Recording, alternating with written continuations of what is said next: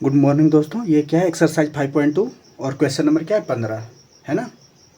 अब देखिए, लगता है एक स्लोगन बनाना पड़ेगा एक, क्या कि इस चैनल पर आपको क्लास 12 तक सारा एनसीईआरटी का सॉल्यूशन मिल जाएगा, चाहे वो फिजिक्स रहे, केमिस्ट्री रहे, बायो रहे, टोटल का टोटल सॉल्यूशन आपको मिल जाएगा। तो इस चैनल को क्या करें, शेयर करें, सब्सक्राइब करें, ठीक है। ये हमारा पर्सनली रिक्वेस्ट रहेगा आप लोग से। अब देखिए क्वेश्चन नंबर को पढ़ते हैं। What value of n are the nth term of two APs 63, 65, 67। ये एक पहला मेरा AP है और दूसरा AP मेरा ये है ना।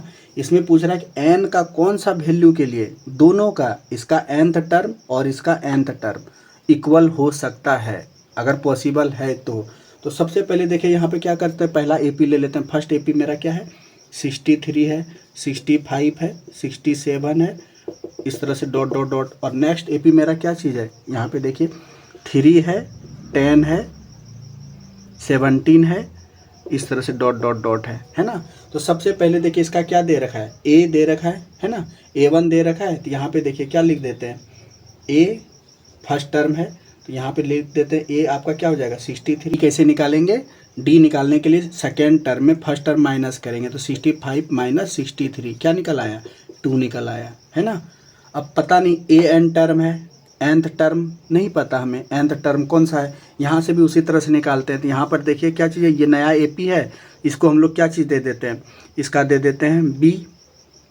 क्या दे देते हैं, बी। पहला टर्म बी, जैसे ए से शुरू हुआ तो इसको किसे कर दिया, बी से। तो बी इक्वल टू कितना है मेरा 3।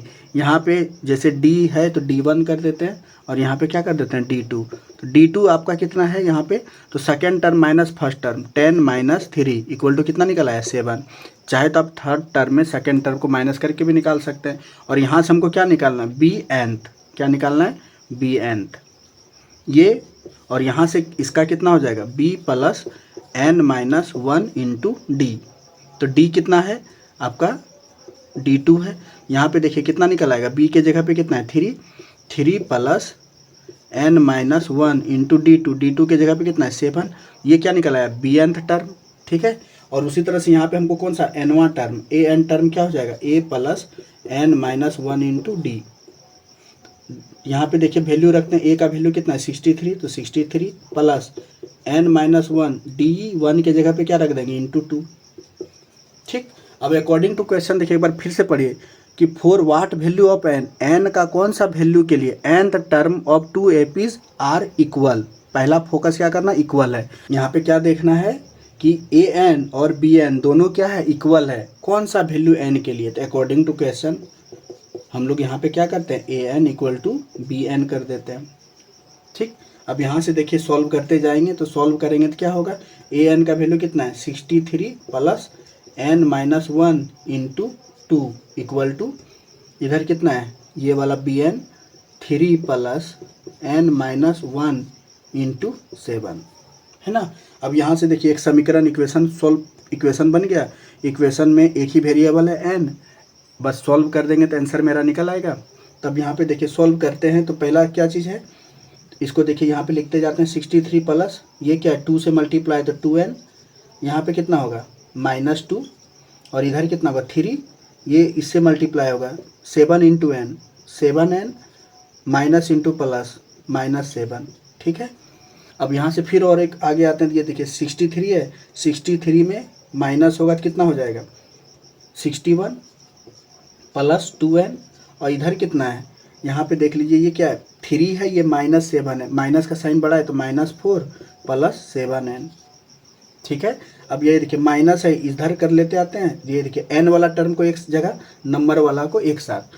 तो यहाँ पे देखिए 2n प्लस है तो इधर आके क्या होगा माइनस, तो यहाँ पे पहले से क्या है 7n है और ये क्या है माइनस 2n, क्योंकि ये प्लस था और ये क्या है माइनस है, नंबर है, तो इधर आके क्या हो जाएगा प्लस 61 प्लस 4, ठीक है। तो ये देखिए दोनों का सम कितना हो जाएगा, ये दोनों का सम हो जाएगा 65 इक्वल टू कितना 7 में 2 लेस करेंगे तो कितना हो जाएगा 5n।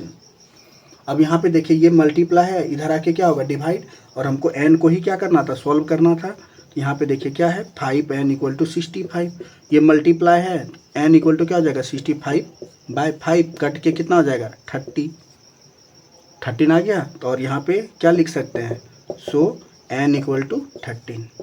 n का कौन सा वैल्यू के लिए इसका nth टर्म और इस AP का nth टर्म इक्वल हो सकता है, तो 13वां टर्म।